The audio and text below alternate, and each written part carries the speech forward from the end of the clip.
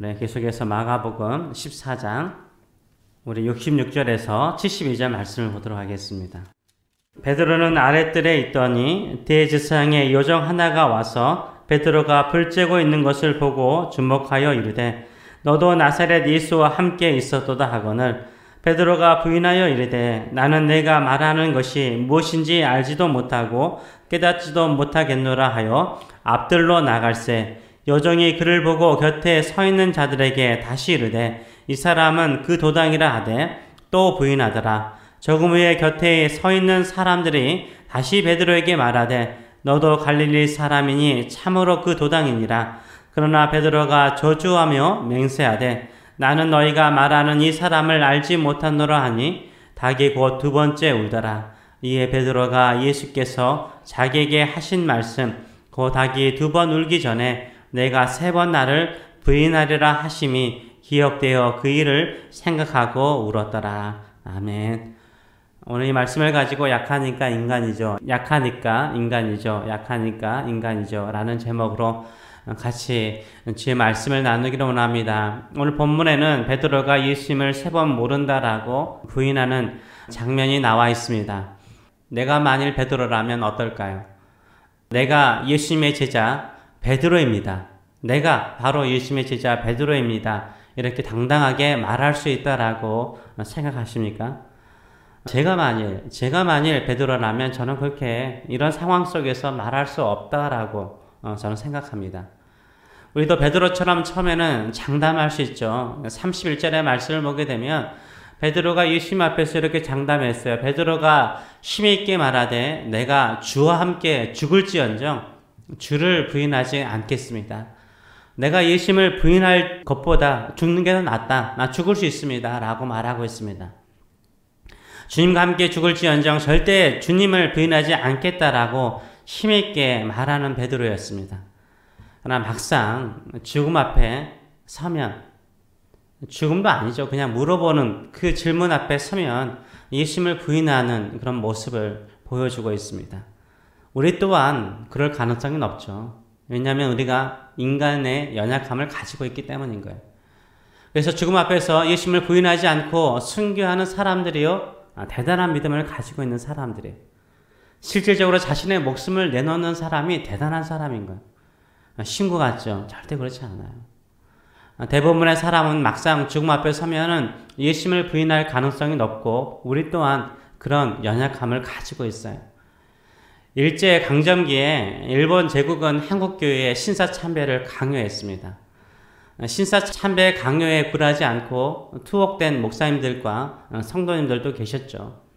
순교하신 분도 계셨고 또 해방될 때까지 감옥에서 고문과 고통을 당하시는 분들이 많았습니다. 그러나 수많은 목회자와 성도들이요 신사참배에 참여했습니다. 신사참배를 했어요. 그 중에 한 사람이 바로 영락교회를 개척하신 우리 고 한경진 목사님이시죠. 한경진 목사님은 세계적으로 존경받는 목사님이십니다. 검소하시고 소박하시고 진솔하신 목사님이시죠.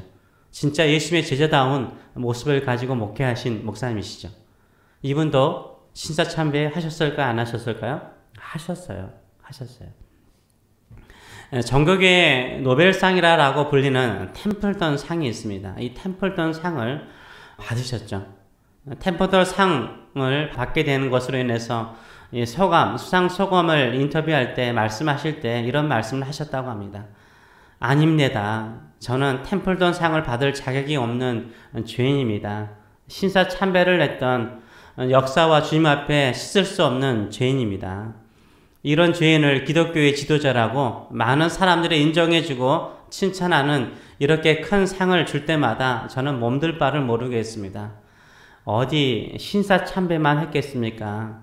이루 말할 수 없는 많은 허물과 잘못이 있는데 사람들이 자꾸 나를 이렇게 높여줄 때마다 저는 그게 제일 큰 걱정입니다. 라고 말했다고 합니다. 한경진 목사님은 한평생 신사참배에 대한 무거운 마음을 늘 가지고 있었어요. 신사참배뿐만 아니라 헤아릴 수 없는 많은 허물과 과실이 있다라고 말씀하십니다. 왜요? 인간이기 때문인 거예요. 연약한 인간이기 때문에 자주 또 크게 넘어질 때가 있습니다. 우리도 살아보면 얼마나 많은 허물과 잘못이 있습니까? 가끔은 교회에 안 다닌 사람처럼 행동할 때도 있고요. 예수님을 안 믿는 것처럼 행동하고 또 말할 때도 있지 않습니까?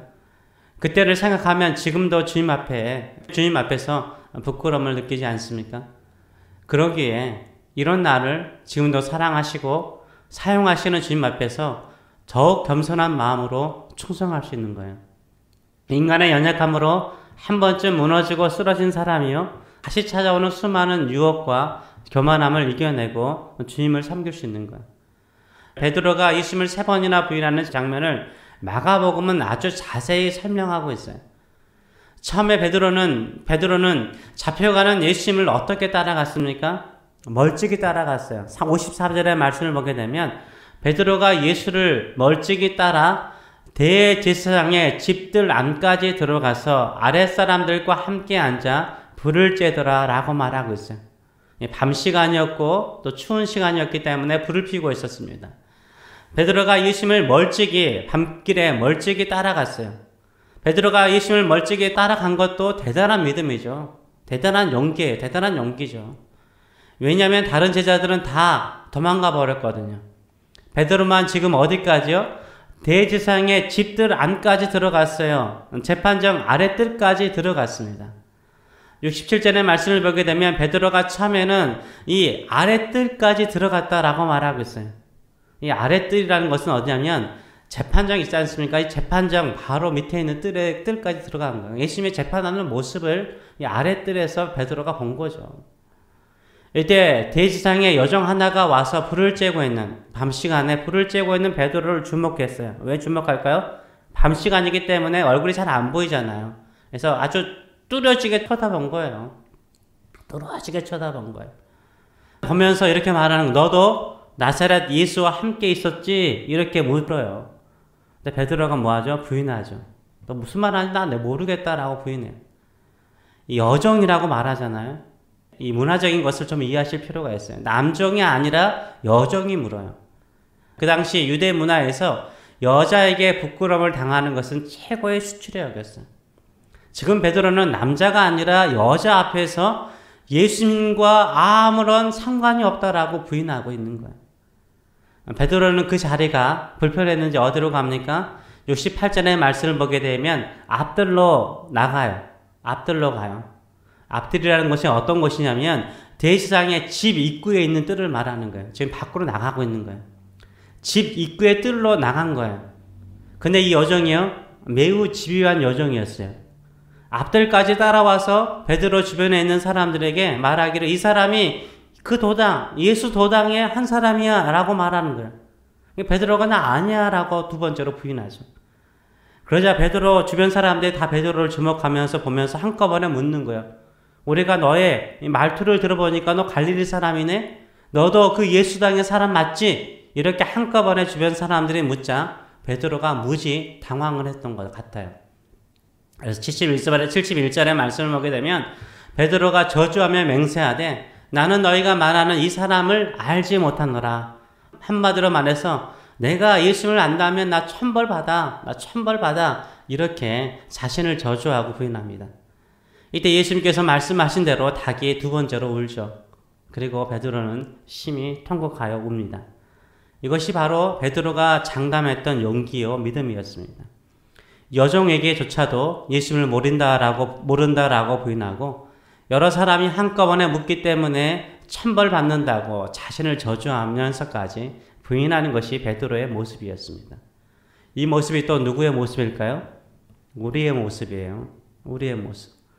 내가 예수님을 위해서 목숨까지 내어놓을 수 있습니다. 이렇게 장담하지만 막상 죽음 앞에 서면, 막상 어려움 앞에 서면 작은 일에도요 쉽게 무너지고 넘어지는 것이 우리 인간의 연약함이에요. 이런 인간의 연약함을 통해서 아픔이 있는 사람이 무엇을 붙잡을까요? 이때 3번이나 부인하지 않고 베드로가 승리했다면 베드로는 나는 그래도 예수님이 십자가에 잡혀갔을 때 나는 예수님을 부인하지 않았어. 자기의 의를 붙잡았을 거예요. 이렇게 연약하게 3번 쓰러지고 나니까 어때요? 오직 뭐만을 붙잡았을까요? 예수님의 십자가의 은혜만을 붙잡은 거죠. 뭔가 자신의 의가 있는 사람은 예수님의 십자가를 붙잡지 않아요. 한두 번 자신의 연약함으로 쓰러지고 자빠져 본 사람이 하나님의 크신 은혜를 알아요. 하나님의 자비하심을 알아요. 하나님의 긍휼하심을 알아요. 하나님의 사랑을 알아요. 베드로가 이렇게 3번이나 예수님을 부인하는 자신의 연약함을 경험하고 나서요, 오히려 더 능력 있게 쓰임 받아요. 왜요? 자신이 얼마나 연약하고 초라한 존재인가를 너무나 잘 알기 때문에 오직 하나님의 은혜와 능력만을 의지하기 때문인 거예요. 마가복음을 쓴 마가도요, 사도 바울과 함께 1차 선교여행을 갔습니다. 근데 중간에 낙오하고 집으로 도망쳐 가버려요. 마가 때문에요, 2차 선교여행을 가야 되는데 사도 바울과 바나바가 심하게 다투잖아요. 누구 때문에? 마가 때문에 다투는 거예요. 마가가 얼마나 부끄러운 사람이 되었어요. 얼마나 창피하겠어요. 이렇게 연약하고 부족하고 낙오자 취급, 루저로 취급받았던 마가가요, 거기에 그 연약함을 가지고 나중에 어떻게 해요? 더 열심히 주의 복음을 위해서 사역을 해요. 그래서 나중에 감옥에 있던 사도 바울이 마가를 데려오라라고 말하고 있어요. 사도 바울이 마가를 찾는 사람이 돼요. 한번 넘어지고 쓰러져 보았기 때문에 자신의 인간적인 조건이나 능력을 의지하지 않아요. 오직 뭘만을 붙잡아요? 하나님의 은혜만을 붙잡는 거예요. 사도 바울도요, 예수를 만나기 전에 스데반을 죽이는데 앞장을 섰어요. 교회를 핍박하고 수많은 성도들을 감옥에 쳐넣었습니다. 이것을 주님의 입장에서 볼 때, 주님 앞에 서볼 때 너무나 부끄러운 거잖아요. 사도 바울은요, 이렇게 연약한 경험이 있었기 때문에 사도 바울은 어떻게 남은 인생을 살았습니까? 고린도전서 15장 9절과 10절 말씀에 사도 바울은 이렇게 고백합니다. 나는 사도 중에 가장 작은 자라. 나는 하나님과 하나님의 교회를 박해하였으므로 사도라 칭함을 받기를 감당하지 못할 자니라. 그러나 내가 나된 것은 하나님의 은혜로 된 것이니 내게 주신 그 은혜가 헛되지 아니하여 내가 모든 사도보다 더 많이 수고하였으나 내가 한 것이 아니요 오직 나와 함께 하신 하나님의 뭐로다? 은혜로다 라고 말하고 있어요. 나의 나된 것은 다 하나님의 은혜래요. 내게 주신 그 은혜가 헛되지 않게 하기 위해서 다른 모든 사도들보다 더 많이 수고했대요. 더 많이 수고했대요. 근데 그 수고도 내가 한 것이 아니라 누가 했다고요? 다 나와 함께 하신 하나님의 은혜로 인해서 할 수 있었다라고 말하고 있어요. 인간의 연약함으로 넘어지고 쓰러져 본 사람이 무엇을 알아요? 하나님의 은혜를 알아요. 그 하나님의 은혜만을 붙잡고 주를 위해서 수고해도 그 수고가 작게 느껴지는 거예요. 작게 느껴지는 거예요. 다 갚을 수 없기 때문에 몸바쳐 충성하는 거예요. 한경진 목사님이나 마가나 바울이나 오늘 본문의 베드로나 한 번쯤 크게 넘어져 본 사람이에요. 크게 쓰러져 본 사람이에요. 자신의 연약함을 처절하게 경험해 본 사람들이에요. 우리 또한 우리의 연약함으로 한두 번이 아니라 수십 번, 수천 번 넘어졌을 것입니다. 그래도 우리가 다시 일어날 수 있는 것은 무엇입니까? 주님의 은혜 때문인 거예요. 우리 주님의 사랑 때문인 거예요. 연약한 베드로를 위해서 기도하신 것처럼 우리를 위해서 기도하시는 우리 주님 때문에 우리는 다시 일어나야 되는 거예요. 예수님의 사랑과 은혜를 알기 때문에 다시 일어나서 주의 일에 힘쓰시는 저 여러분 되시길 축원합니다. 그러면 우리는 우리의 연약함으로 사는 사람이 아니라 하나님의 능력으로 채워지고 하나님의 능력을 통해서 사는 사람이 될 줄 믿습니다. 내 자신의 용기나 결단이 우리를 지켜주지 않습니다. 우리를 능력 있게 만들지 않아요. 오직 예수님의 사랑과 은혜가 우리를 지켜주고 우리를 다시 일어나게 만들며 다시 앞으로 전진하게 만드는 줄 믿습니다. 내가 너무 연약합니다. 하는 것마다 실수투성입니다. 이럴지라도 내가 주의 사랑을 알기에 주의 은혜를 알기에 다시 일어나서 주의 일에 힘쓰고 주께 충성하는 사람이 되겠습니다. 이런 마음의 자세를 가지고 나아가시는 저 여러분 되시길 축원합니다. 네, 기도하겠습니다. 살아계신 하나님 아버지, 베드로의 3번이나 쓰러지고 넘어지는 연약한 모습이 우리의 모습인 것을 주 앞에 고백합니다. 우리의 연약함을 누구보다도 잘 아시는 주님, 베드로를 위해서 기도하셨던 주님, 오늘도 우리의 연약함으로 쓰러지는 우리를 위해서 기도하시는 우리 주님이 계시기 때문에 연약함에 무너지지 않게 하여 주시고 그 연약함을 알기에 더욱 주님의 사랑을 붙들고 십자가의 은혜를 붙들고 주의 긍휼하심을 붙들고 일어나는 주의 백성들 될 수 있도록 인도하여 주시옵소서. 주의 은혜를 아는 자로서 다른 사람보다 더 열심을 내어서 수고하여도 그것이 내가 한 것이 아니요 오직 나와 함께 하신 하나님의 은혜로 말미암아 이룬 일이라는 것을 경험하면서 주의 은혜와 함께 오늘도 연약함을 극복하고 주의 능력 안에 사는 자들 될 수 있도록 축복하여 주시옵소서. 감사드리며 예수님의 이름으로 기도합나이다. 아멘.